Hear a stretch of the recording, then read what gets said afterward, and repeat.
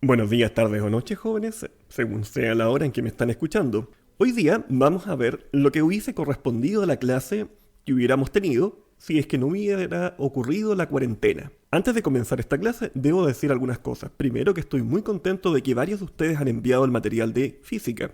Y segundo, que estoy muy frustrado porque primero me rompí un dedo y no pude avanzar tan rápido como hubiese querido. Así que les pido disculpas por no haber enviado el material antes. Y lo otro es que me quedé con todas las cosas que había comprado para ustedes, porque esto era una clase experimental. De hecho, tenía material para 10 grupos y las hojas del cuaderno de ciencias impresas con unas carpetitas que les había conseguido. Bueno, ya habiendo compartido mi frustración, comencemos. La clase de hoy es sobre disoluciones químicas. ¿Hasta cuánto podemos agregar? Esa es la gran pregunta. Es decir, ¿cuánto es lo que nosotros podemos realmente agregar, por ejemplo, de azúcar o de sal a una comida antes de que comience a quedar, por ejemplo, un pequeño precipitado, un conchito blanco que me indique que ya no puedo seguir agregando más? Eso vamos a tratar de averiguar esta clase. Como motivación, les pongo esta imagen que corresponde a una película de Disney que se llama La espada en la piedra. Ahí pueden ver una especie de azucarero que está sirviendo azúcar desde su interior a una taza.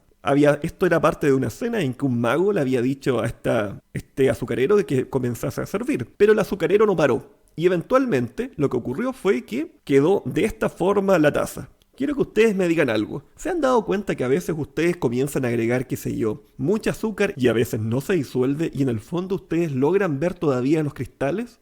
Eso es lo que nosotros vamos a tratar de estudiar, pero desde el punto de vista químico. Vamos a decir de una forma muy sencilla que la química es aquello que trata de explicar los fenómenos que nosotros podemos ver con nuestros ojos, pero a un nivel más pequeño. Entonces, ¿qué es lo que nosotros estamos viendo? El azúcar se disuelve, la sal se disuelve y a veces no se disuelve. Eso es lo que tratamos de explicar. Como pregunta de focalización sería: ¿qué cosa hace que algo se disuelva y qué cosa hace que no lo haga? Entonces, como ustedes se darán cuenta, ya no estamos en un aula y yo no les puedo anotar sus posibles preguntas o respuestas. Así que traten de pensarlo, si quieren ponen pausa o mediten ahí mirando el horizonte. Y a continuación, el objetivo: aplicar el concepto de solubilidad mediante diferentes disoluciones teóricas y experimentales para caracterizar la composición de una disolución. Es decir, mediante esto, yo quiero que ustedes logren entender el concepto de solubilidad. La idea central de todo lo que vamos a ver va a ser el concepto de solubilidad y para eso vamos a hacer una indagación a través de distintas aproximaciones. Sin embargo, hay que aclarar algunas cosas. Quiero que ustedes de alguna forma se cuestionen primero a qué se debe que la sal se disuelve en el agua. Porque, por ejemplo, ustedes han visto que el agua de mar es salada. Bueno, pero ¿por qué en primer lugar apareció la sal separada en ese lugar? ¿Por qué no es agua dulce y un conchito de sal abajo? O bien, ¿hasta qué punto nosotros podemos decir que una comida está muy salada? ¿Qué cosa hace la diferencia entre poco salado y muy salado? Estas ideas quiero que comiencen a aparecer en sus cabecitas, ¿ya? No quiero que las respondan, sino que quiero que queden como una especie de antesala a lo que quiero hacer con ustedes durante este video. Entonces, como yo les mencioné, la idea era tener una clase indagatoria en que hubiéramos tenido grupos, cuadernos de ciencia, todo muy bonito. Pero lamentablemente se nos aguó la fiesta. Entonces, lo que vamos a hacer es utilizar este simulador hecho por la Universidad de Colorado. Les voy a dejar el link en la descripción para que ustedes puedan utilizarlo y poder jugar un poco con él. Es bastante bueno y lo que vamos a hacer ahora es tratar de usarlo. Entonces, jóvenes, miren, una vez que ustedes descarguen este simulador, se van a encontrar con lo siguiente. Vamos a ver, primero que todo, que requiere el uso de Java, así que tienen que instalarlo. Luego, acá nosotros tenemos un esquema que representa un pote con agua.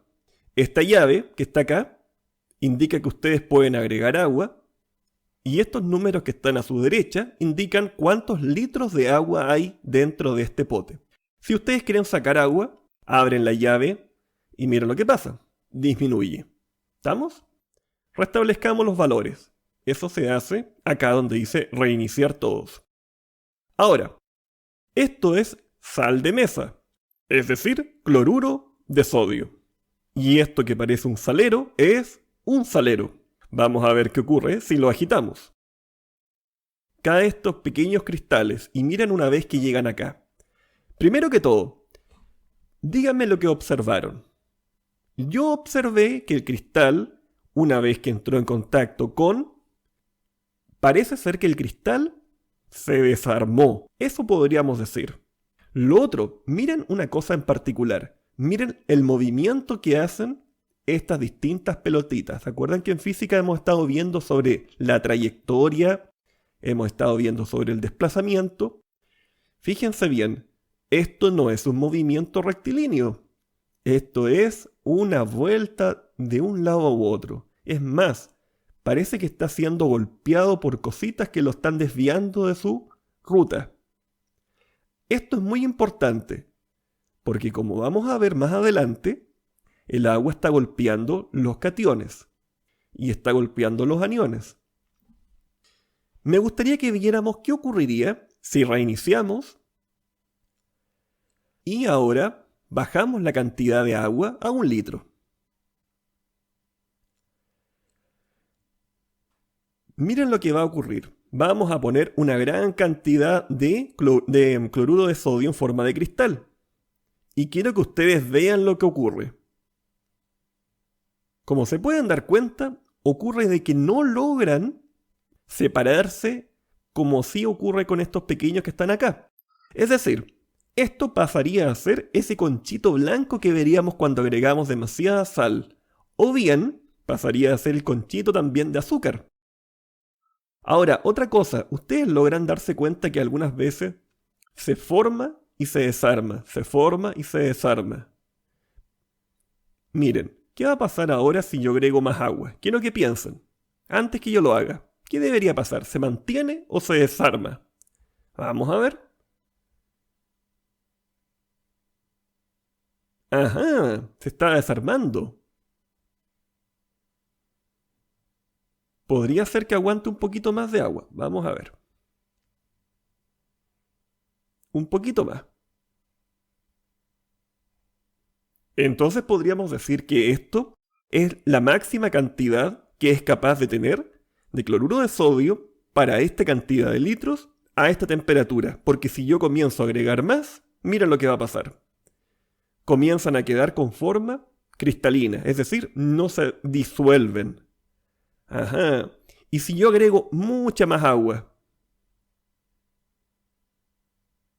si agrego más agua, lo que estoy viendo acá es que todavía podría agregar mucho más.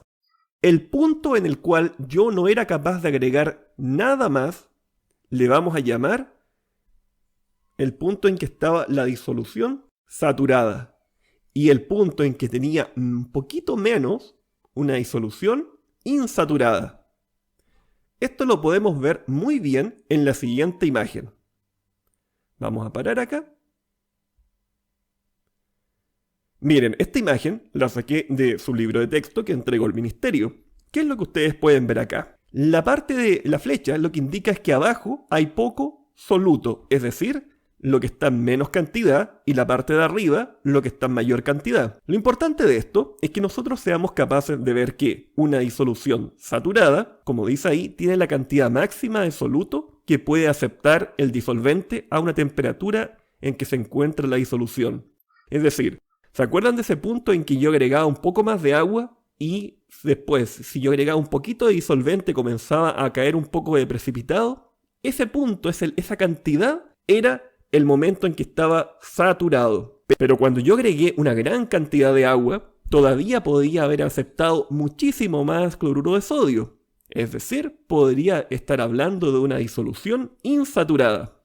¿Insaturada de qué? Insaturada de cloruro de sodio. ¿Estamos? Siempre es del soluto que estoy hablando. Y ahora la disolución sobresaturada. La disolución sobresaturada es bien interesante porque dice respecto a un punto en que cualquier cambio podría provocar que la disolución vuelva a ser saturada. Por ejemplo, si variamos la presión o si aumentamos la temperatura y luego dejamos enfriar. Para esto hay una serie de imágenes muy bonitas que tienen que ver como por ejemplo con cristalizaciones y cosas así, pero yo creo que se las voy a mostrar más adelante, ¿ya? Por ahora me interesa esta parte solamente, porque yo sé que están quizás ataviados de tareas en estos momentos y ¿para qué hacer tan difícil la cosa? Vamos primero por la parte del concepto y luego vamos por una parte un poquito más formal en cuanto a cómo expresamos estas cosas.